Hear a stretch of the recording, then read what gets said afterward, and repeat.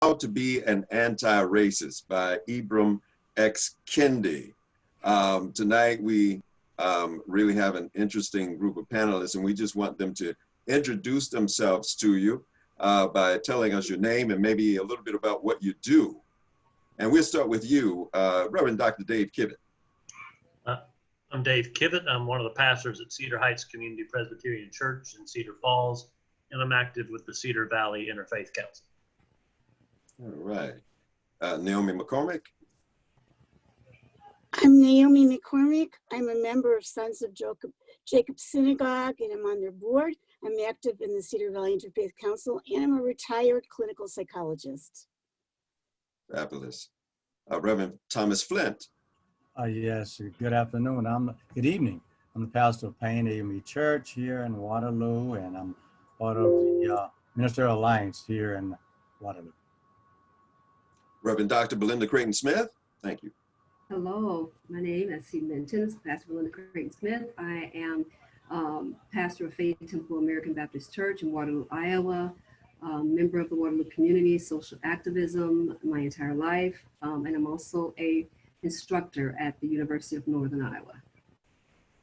Yes, and Professor Golsom.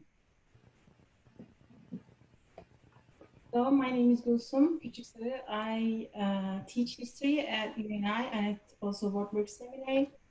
I have been in the United States for 17 years now, and I am originally Turkish. I'm a Turkish American. All right, we're really happy that you all are here tonight.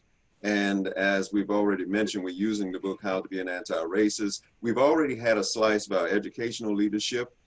We've had a panel with law enforcement officials in the community. And tonight, of course, we're dealing with a panel of my brothers and sisters of the prophetic fraternity and sorority. And I'm so excited about it as we begin to engage each other now around this interesting and fascinating book. So why don't we just begin, by the way, by explaining, each of us, what was it that created this aha moment for you as you were reading the book by Kendi? Perhaps we just start again with you, Dave Kivett. All righty, I'll start with page 138. I love comedians. I think they're prophets in a way, speaking truth to power and kind of getting real with us. And I love Chris Rock, and he started talking about Chris Rock and Chris Rock calling out other African Americans using the N-word. And then at the end of that very first paragraph, he said, Chris Rock, stop performing this routine, people laughing too hard. And I thought, ooh, I've laughed too hard too many times. My, okay. All right, fabulous. Will there be another?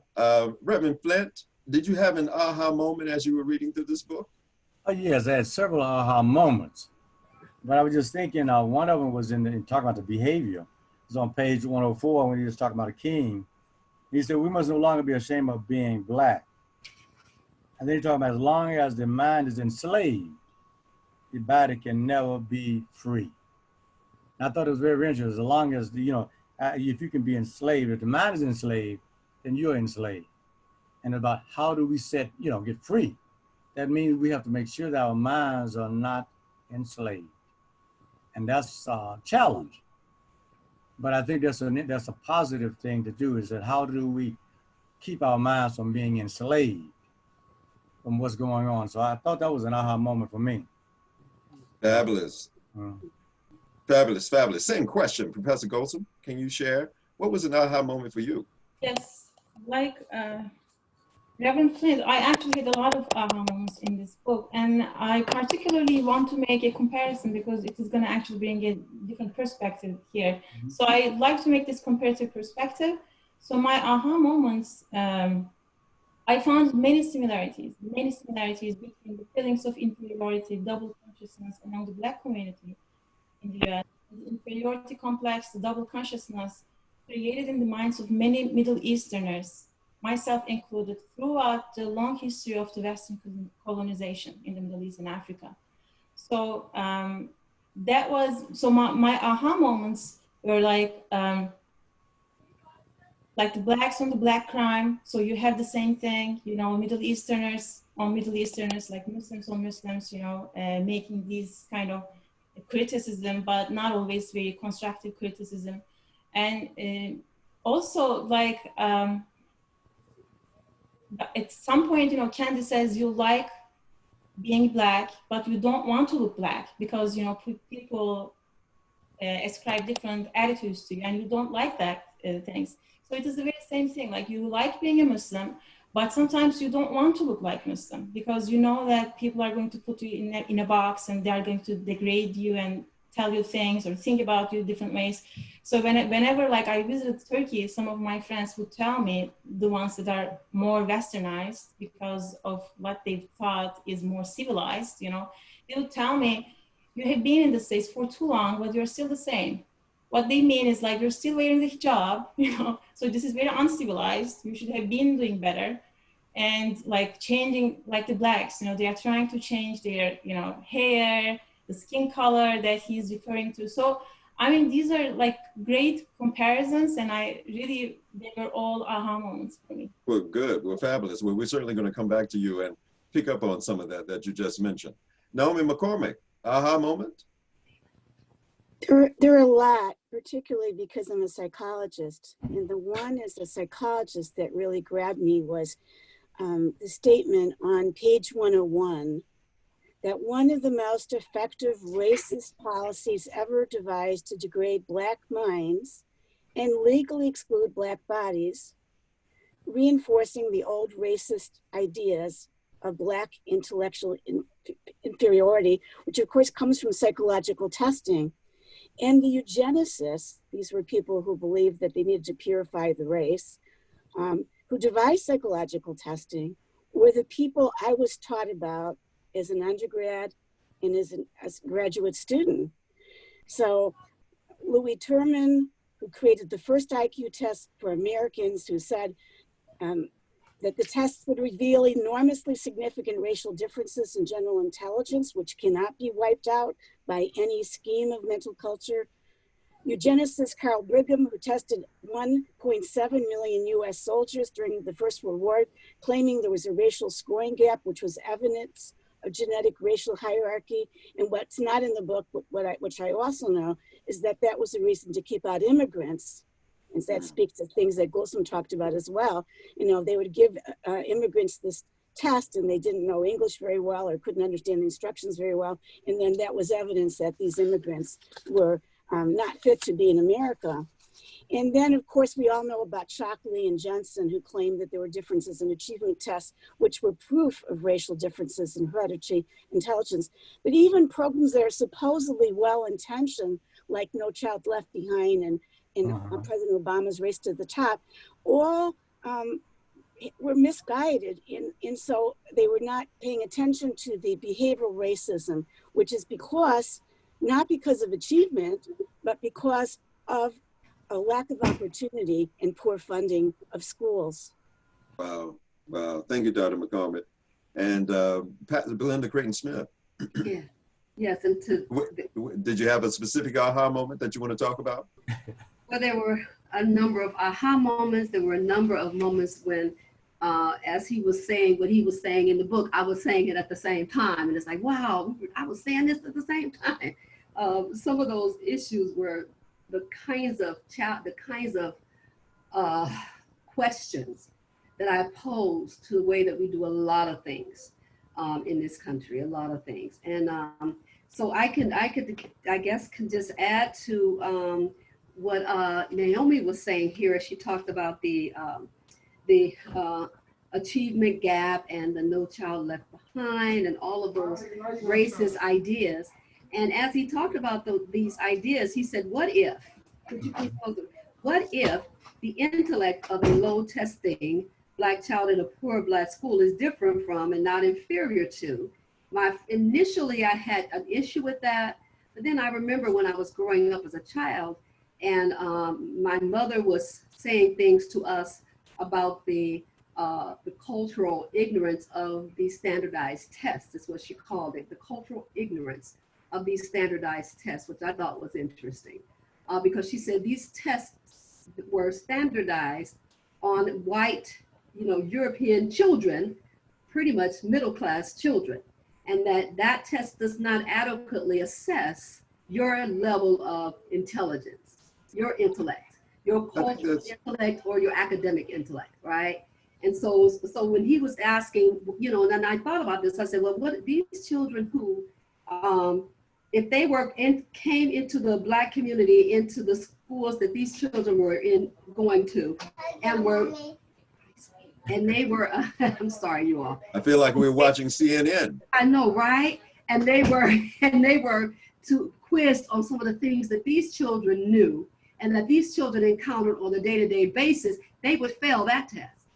Yeah, yeah.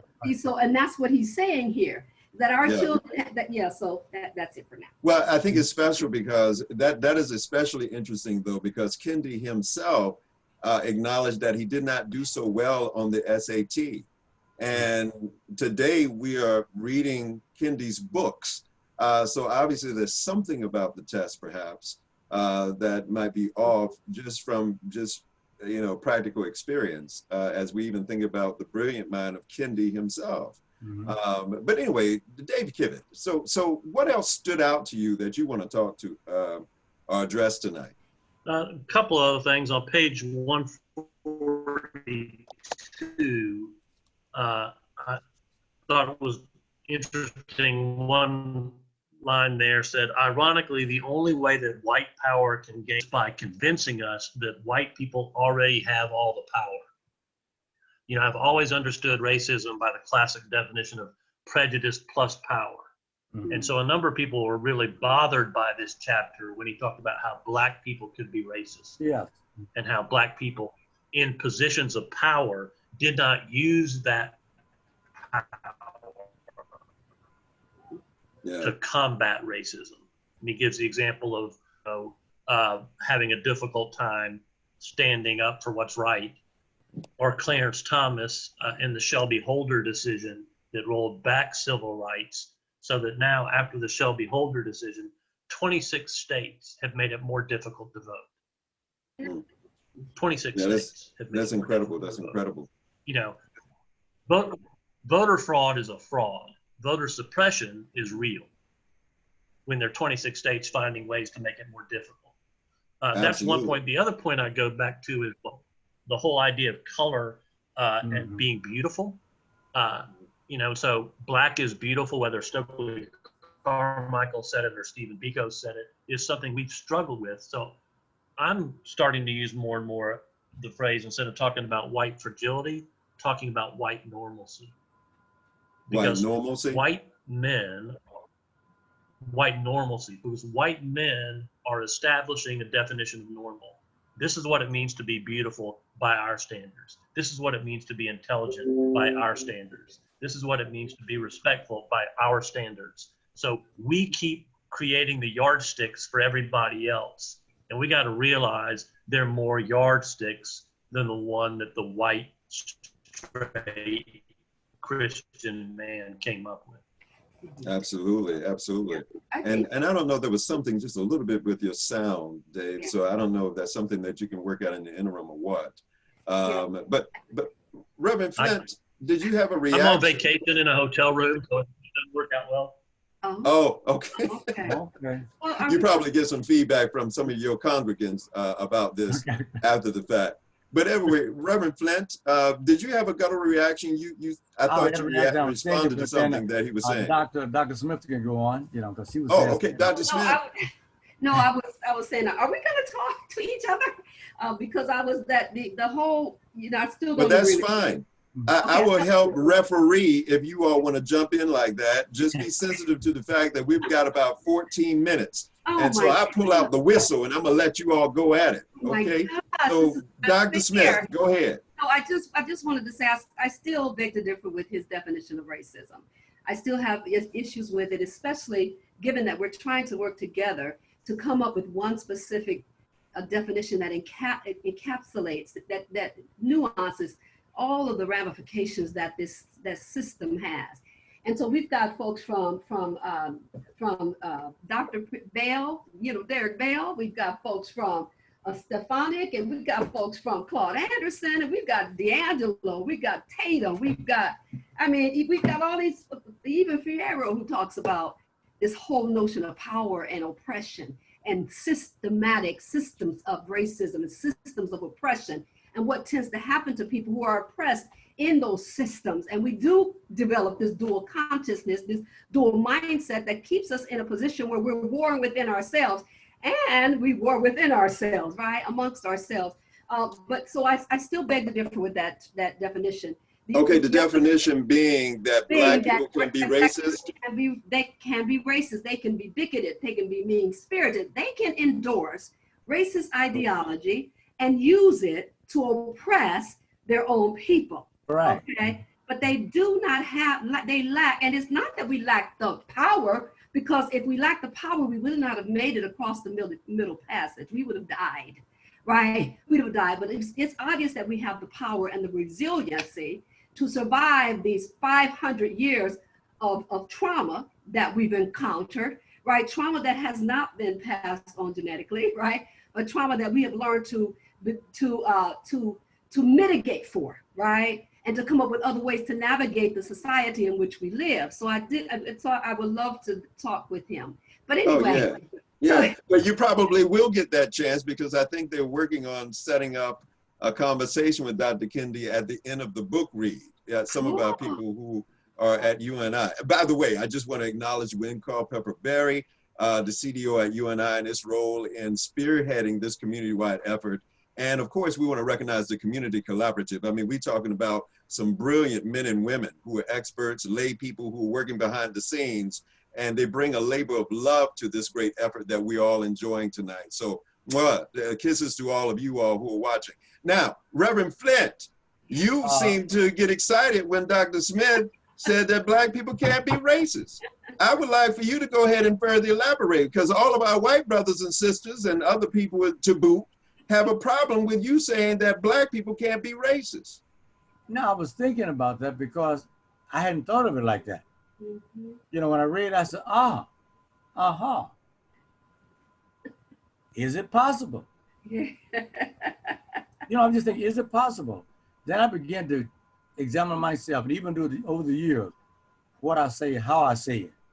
Mm-hmm. Yeah. That's just for me personally. Okay. You understand? Okay, if I am a racist or this, I have little power, some power, but I do not want that to be that part that stands out. Yeah. And Okay. Dr. Tatum, You know, and so I'm just saying. Well, we've got two clinical psychologists here that are going to help us sort through this, because I can clearly see that we white people and we Black people in the same room here need some counseling. So let me go to Dr. McCormick first. Dr. McCormick, help us, because there's an argument on the panel. Well, you know, psychologists, we just make people argue more. so I'm not sure I'm gonna solve it, but just to add to the discussion, as a Jewish woman, I certainly had a little trouble with chapter 10 as a Jewish white woman. And by the way, 6 to 12% of Jews are Jews of color in this country, depending on where you live. Mm-hmm. And the problem I had is that Nation of Islam has not just a platform on whites, but a platform on Jews in particular. And particularly Louis Farrakhan, who wasn't mentioned in Kendi's book, he's praised Hitler. He's said that Jews are the gutter religion. He's told his followers that he's not an anti-Semite, he's an anti-termite. And he says that Jews are responsible for the slave trade, 9/11, Jim Crow, exploitation of workers, corruption in Hollywood and the media. So Jews as a group tend to be pretty sensitive about this particular individual. Mm-hmm. And so I'm wondering what people make of it outside of the Jewish community. We obviously have been successful in America, more so than we were in Europe or any other continent until the formation of the State of Israel. So we don't have the same experience. America opened doors for us where it did the opposite for people of color. So I'm curious what people make of that. Wow, I hear that. Okay. Buck talks about the the whitening up of ethnic groups in our country and how in the United States, and how that affirmative action, as he calls it, and he talks about the various ways in which white ethnics, as he called them, were who initially came to the country and were considered Black. All right. Yeah, exactly. Considered Black, and Yeah. how, as a result of what was happening in Germany with Hitler, and how the America did not want to be perceived in the same light, realized that they had to make some changes. And as a result of making those changes, they then began to embrace those white ethnics and white ethnics, and allow them or enable them, so to speak, to be more accepted in the society, or allow them to whiten up. So they became white people, part of a collective, when in reality, everyone is from different ethnicities. The issue is not about race, which is a social construct, although it is truly a real mirage, right? This horrific mirage, as he talks about, right? But That's the white normalcy I'm talking about. Yeah, and Angela calls it fragility for a reason, because she says fragility. I know. Yeah, she says you have to be vulnerable. You have to be weak. Right. You have to be vulnerable in order to accept the fact, right? Vulnerable to the pain and the realization that what this mess is messed up, right? It's wrong. Absolutely. And so you have to be I've got to get Professor Golsom in here. I'm so Okay. sorry. All this is beautiful. So you heard them, Professor Golsom. They're saying that as brilliant and as beautiful as Kendi is, the brother is deeply flawed. You need to save us. Please interject right away, because I don't know where this panel is going. What do you take about this? You got somebody saying they don't like what he said about the Jews. You got somebody saying they don't like what he said about the Muslims. You got somebody saying they don't even like his definition of race. Because Black people can't be racist. That's what your panelists, your co-panelists are saying. I'm not, maybe racially I'm not Black, but I think because I'm not white, I'm a non-white, so I have kind of a, similar experience, not the exact experience, of course, but if you look at it from comparative perspectives, again, I think we can maybe make sense of it. Like, so the example that he gives from William Hannibal Thomas from page 146, Okay.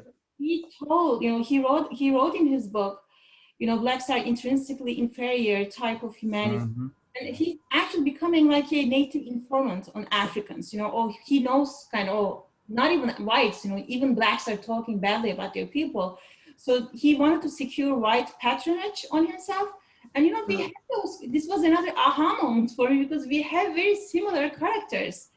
And so, but I really like Belinda's point as well, because, it seems to me maybe because they don't have the power right now, you can't be systematically racist, but you can be a tool in the hands of the systemic racism. And it happens in the Muslim world again, a comparative example.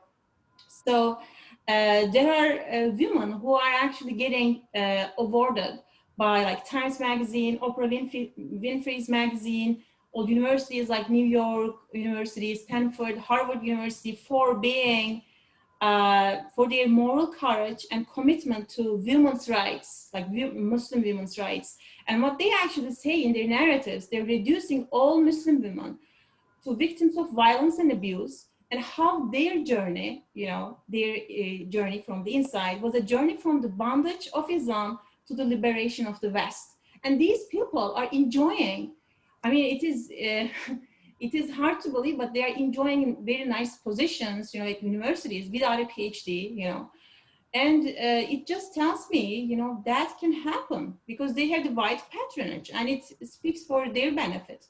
I've got about 4 minutes. I appreciate that.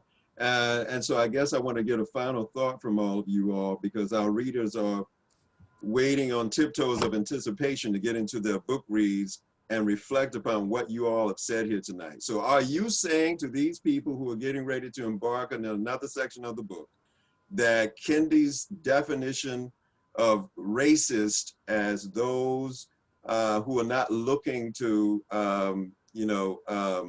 deal with equitable solutions to problems that we find in community is not sufficient? Are you saying that his definition of anti-racism are those that, you know, clearly are not looking for those equitable solutions? I mean, it seems pretty simple, black and white. What's wrong with that? What's insufficient about that? Maybe we start with you, Dave Kibbie. I'm gonna put you on the block, brother. All right. Well, yeah, this is a troubling thing he talks about in this chapter. And I like the way Belinda talked about how an individual can be bigoted and how an individual can endorse. Another term somebody else used was white patronage, you know, because people in power like to get other people to fight amongst themselves because it helps keep us in power. But I think the best thing about his book is it gets us talking about this and arguing about this. And that's a very healthy thing for us because one of the primary ways white people in particular deal with racism is we don't talk about it. We don't talk about it. Sounds great. And Professor Golsom, very briefly, because we are about to run out of time, is there anything wrong with his definitions of racist, anti-racist? I don't want to make big, you know, I don't want to say big. So, but I agree with Dave on the point, like, I think we just need to discuss those things. So whether they sometimes make mistakes, I think that's okay, you know, because it keeps us discuss those things. Oh, so he made a mistake. Okay. Yeah. stir things up. Dr. McCormick, because Kathy Mahoney is looking at this. Hi, Kathy. Kathy Mahoney is looking at this tonight, and she is waiting with bated breath to hear what you all have. I will say that I think this is a brilliant book, and I'm astounded by the different definitions of racism here that make me think about things in new ways, and I think make all of us in the book do that. So rather than say I agree or not, I see it gives us a nuanced, very sophisticated language to look at what happens with hate, especially when hate blends with power. Amen. Amen. Abraham, we can't hear you. Oh, he's muted. He's muted himself. Yeah, I'm sorry. You sounded a little bit like the Supreme Court justice that's currently on trial in Congress right now. But Dr. Flint, what's wrong with racist versus anti-racist that Kendi proposes? I'm going to take the stance that everybody else is taking. Let's read this thing. Which is what? Everybody's Let's on work different. on it. We don't know Because where everybody is standing. that's all we're going to find out. We got to work on it. Dr. Creighton Smith, you got the last word because we got 1 minute. Run the anchor, Belinda. Run the anchor leg. We got 1 minute. 1 minute. Okay. You know, I think it is a very intriguing book that we can continue this discussion and really come to some understanding, which is what he wants us to do in the first place. Right. Well, there you have it. Fabulous. Well, we want to thank this this illustrious panel tonight of religious leadership. I love the brothers and sisters of the prophetic fraternity and sorority. And as you had an opportunity to witness with me, we can't really conclude anything together. I mean, we continue to throw around ideas, and you know, we just hope that the lay people come away with something that will spark their imagination to at least love their neighbor differently than they did yesterday. Thank you for tuning in. We appreciate it. We hope you enjoy your book reads tonight. You have a good night. Peace. Good night.